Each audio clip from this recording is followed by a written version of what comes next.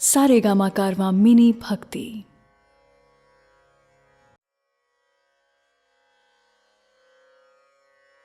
भगवद गीता अध्याय 12। दोस्तों, मंदिर में जाकर के आप ईश्वर की उपासना कर सकते हैं, या चाहें तो अपने काम को करते हुए भी कृष्ण को मन में रख सकते हैं। दोनों तरह की भक्ति में कोई फर्क नहीं है, लेकिन कृष्ण कर्म योग को अधिक महत्व देते हैं। अगर आप अपना हर काम कृष्ण को समर्पित करते हुए करें तो काम का काम और कृष्ण का नाम भी हो जाएगा। मैं शैलेंद्र भारती भगवद गीता का 12वां अध्याय शुरू करता हूं, जिसका नाम है भक्ति योग।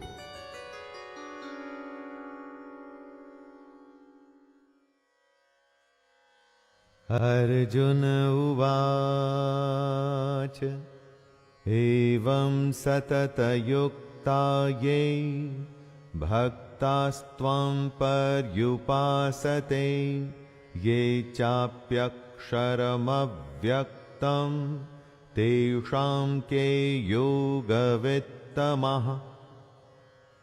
इस श्लोक में अर्जुन एक ऐसा प्रश्न पूछ रहे हैं जिसके बारे में हम सब सोचते हैं। कुछ प्रेमी भक्तजन तो निरंतर कृष्ण के भजन और ध्यान में लगे रहकर उनकी पूजा करते हैं, लेकिन कुछ दूसरे भी भक्त होते हैं जो केवल अविनाशी सच्चिदानंद घन निराकार ब्रह्म को ही भजते हैं। तो इन दोनों प्रकार के भक्तों में अति उत्तम कौन है? दोस्तों, जिस कृष्ण के रूप को हम जानते हैं वो सगुण है। एक होता है ब्रह्म, जिसका अंश हम सब में है। उस निराकार परमात्मा को निर्गुण कहते हैं। ऐसे दो अलग अलग तरीके से भजने वालों में कृष्ण को ज्यादा मान्य कौन है? श्री भगवानुवाच मय्यावेश्य मनो ये मां नित्ययुक्ता उपासते श्रद्धया परयोपेतास्ते मे युक्ततमा मताः। श्री भगवान बोले, जो लोग मुझ में मन को लगा के निरंतर मेरे भजन में लगे रहते हैं, ऐसे भक्तजन श्रद्धा से युक्त मेरे सगुण रूप को भजते हैं। वे मुझको उत्तम योगी मान्य हैं। बंसी बजैया रास रचैया, ये कृष्ण का सगुण रूप है। सगुण रूप मतलब जहां पर एक आकार है, एक अस्तित्व है, एक पहचान है, जिसका कि उसके गुणों के माध्यम से आप किसी को उदाहरण दे सकते हैं। और निर्गुण रूप में कोई आकार नहीं, कोई अस्तित्व नहीं, बस एक परम तत्व होता है। कृष्ण कहते हैं कि उनके सगुण रूप को पूजने वाले योगी उन्हें बहुत पसंद हैं।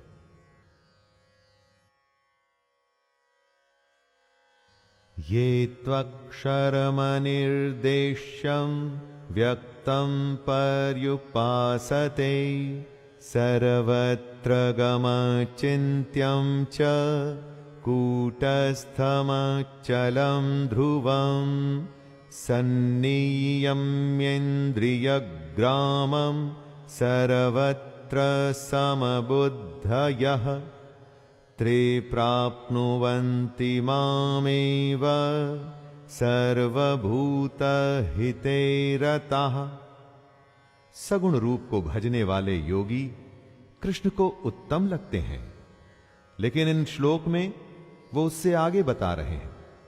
कृष्ण कहते हैं कि जो पुरुष अपनी इंद्रियों को भली प्रकार वश में करके मन बुद्धि से परे उस सर्वव्यापी, नित्य, अचल, निराकार, अविनाशी, सच्चिदानंद घन ब्रह्म को निरंतर एक भाव से भजते हैं, वे योगी मुझको ही प्राप्त होते हैं।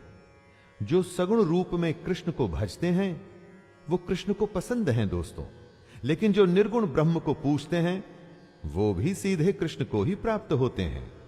आपको जैसा ठीक लगे आप वैसे अपने इष्ट को भज सकते हैं। क्लेशोऽधिकतरस्तेषां व्यक्तासक्तचेतसाम् अव्यक्ता हि गतिर्दुःखं देहवद्भिरवाप्यते। निर्गुण ब्रह्म का पूजन कोई आसान बात नहीं। कृष्ण बता रहे हैं कि उस निराकार ब्रह्म में आसक्त चित्त वाले पुरुषों की साधना में विशेष परिश्रम होता है, क्योंकि आपको अपना देहाभिमान छोड़ना पड़ता है। जब निराकार को पूजेंगे तो स्वाभाविक है कि आप आकार में आस्था नहीं कर सकते। उसके लिए खुद की देह का, खुद के आकार का जो स्वाभिमान है वो भी तो छोड़ना होगा। कृष्ण कहते हैं कि जब तक देह का भान है तब तक अव्यक्त की प्राप्ति बहुत मुश्किल है। ऐसा नहीं है कि निर्गुण की उपासना गलत है, बस यह कि बहुत ही दुष्कर है। इसी के बारे में कृष्ण चेतावनी दे रहे हैं। ये तो सर्वाणि कर्माणि मयि सन्न्यस्य मत्पराः अन्येनैव योगेन मां ध्यायन्त उपासते तेषामहं समुद्धर्ता मृत्युसंसारसागरात् भवामि न चिरात् पार्थ मय्यावेशितचेतसाम्। लेकिन जो लोग कृष्ण को ही मानते हैं, अपने सारे कर्मों को कृष्ण में अर्पण कर उसके सगुण रूप की उपासना करते हैं, कृष्ण को ही परमेश्वर मान अनन्य भक्ति योग से लगातार चिंतन करते हुए भजते हैं, उनका उद्धार कृष्ण स्वयं करते हैं। कृष्ण अर्जुन को बताते हैं, हे अर्जुन, मुझ में चित्त लगाने वाले प्रेमी भक्तों का मैं शीघ्र ही मृत्यु रूप संसार समुद्र से उद्धार कर देता हूं। दोस्तों, पुस्तक से पढ़ाई आप स्वयं करके भी एग्जाम्स में पास हो सकते हैं, कोई रोकने वाला नहीं। लेकिन अध्यापक उस पढ़ाई को आसान कर देता है। आपके साथ वो आपका मार्गदर्शन करते हुए चलता है। प्रॉब्लम होने पर आप उस टीचर से पूछ सकते हैं। वैसा ही कृष्ण के सगुण रूप की पूजा है। मय्येव मनං आधस्त्व मयि बुद्धिं निवेशय निवसिष्यसि मय्येव अत ऊर्ध्वं न संशयः। कृष्ण अर्जुन को सलाह देते हैं कि उसको कृष्ण में मन को लगाना चाहिए, कृष्ण में ही बुद्धि को लगाना चाहिए। दोस्तों, अपना मन और बुद्धि दोनों अगर आप कृष्ण में या अपने लक्ष्य, अपने काम में लगा देंगे तो फिर वो काम कितना भी मुश्किल हो, आप उसमें लगातार लगे रहेंगे, अपने लक्ष्य की ओर हमेशा बढ़ते रहेंगे। ऐसा ही कृष्ण भी कहते हैं कि उनमें मन और बुद्धि लगा के भक्त फिर उनमें ही निवास करने लगता है। इसमें कुछ भी संशय नहीं है। जिस भी वस्तु या काम में मन और बुद्धि दोनों लग गई तो फिर आप उसी में ही तो निवास करने लगते हैं, उसी काम को जीने लगते हैं। और यही बात श्री कृष्ण सिखा रहे हैं। अथ चित्तं समाधातुं न शक्नोषि मयि स्थिरम् अभ्यासयोगेन ततो मामिच्छाप्तुं धनंजय। ये कह तो दिया कि मन और बुद्धि को कृष्ण में यानी अपने काम में लगाना है, लेकिन क्या यह आसान है? नहीं, बिल्कुल भी नहीं। मन कभी रुकता नहीं दोस्तों। मन का स्वभाव ही ऐसा है कि आप इसे जो करने को कहेंगे ये उसका उल्टा करने की ही कोशिश करेगा। इसको रोकना ही दुनिया का सबसे दुष्कर काम है। दुष्कर तो है, मुश्किल है, परंतु असंभव नहीं। इसी मन को साधने के लिए कृष्ण अर्जुन से कहते हैं, यदि तू मन को मुझ में अचल स्थापन करने के लिए समर्थ नहीं है, तो हे अर्जुन, अभ्यास रूप योग द्वारा मुझको प्राप्त होने के लिए इच्छा कर। अभ्यास ही इस मन को नियंत्रण में करने का उपाय है। अभ्यासेप्यसमर्थोऽसि मत्कर्म परमो भव, मदर्थमपि कर्माणि कुर्वन् सिद्धिमवाप्स्यसि। मन को संयम में करने का तरीका कृष्ण ने बताया, और वो है अभ्यास।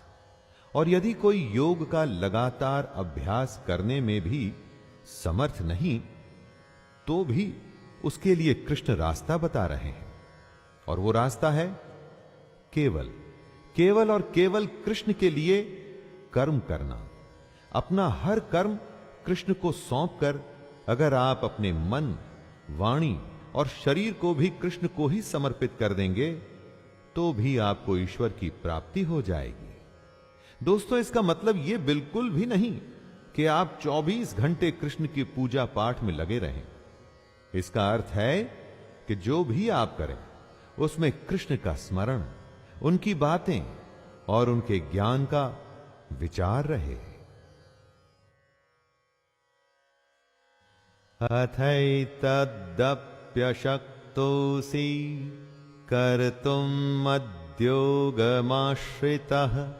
सर्वकर्म फलत्यागं ततः कुरु यतात्मवान्। कृष्ण अर्जुन से कहते हैं कि हे अर्जुन, अपने सारे कर्म तुम मुझको समर्पित कर। अपना मन और शरीर मुझ में लगाने में समर्थ न हो सके तो एक और उपाय है, और वो है कर्मों के फल का त्याग।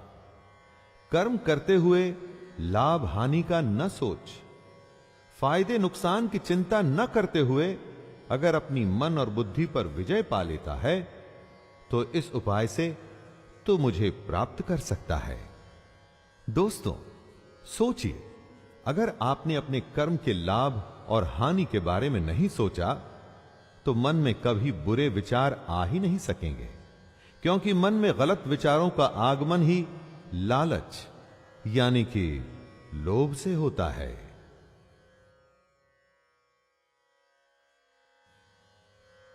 श्रेयो हि ज्ञानमभ्यासां ज्ञानाध्यानं विशिष्यते ध्यानात् कर्म फलत्यागस् त्यागाच्छान्तिरनन्तरम्। कृष्ण कहते हैं कि मर्म को न जानकर किए हुए अभ्यास से ज्ञान श्रेष्ठ है। यानी कि अगर आप जानते ही नहीं कि आप अभ्यास क्यों कर रहे हैं, तो उस अभ्यास का क्या फायदा? उस अभ्यास से आप क्या पाएंगे? इससे कहीं अच्छा है ज्ञान। कृष्ण कहते हैं, ज्ञान से मुझ परमेश्वर के स्वरूप का ध्यान श्रेष्ठ है। अभ्यास से श्रेष्ठ है ज्ञान, और ज्ञान से भी बड़ा है ध्यान, यानी कि मेडिटेशन। दोस्तों, और एक चीज ऐसी भी है जो ध्यान से इन सबसे बड़ी है, और वो है कर्मों के फल का त्याग। अगर आप अपने कर्मों के फल को त्याग सकते हैं, तो उससे बड़ी पूजा कोई नहीं। अर्जुन उवाच अद्वेष्टा सर्वभूतानां मैत्रः करुण एव च निर्ममो निरहंकारः समदुःखसुखः क्षमी सन्तुष्टः सततं योगी यतात्मा दृढनिश्चयः मय्यर्पितमनो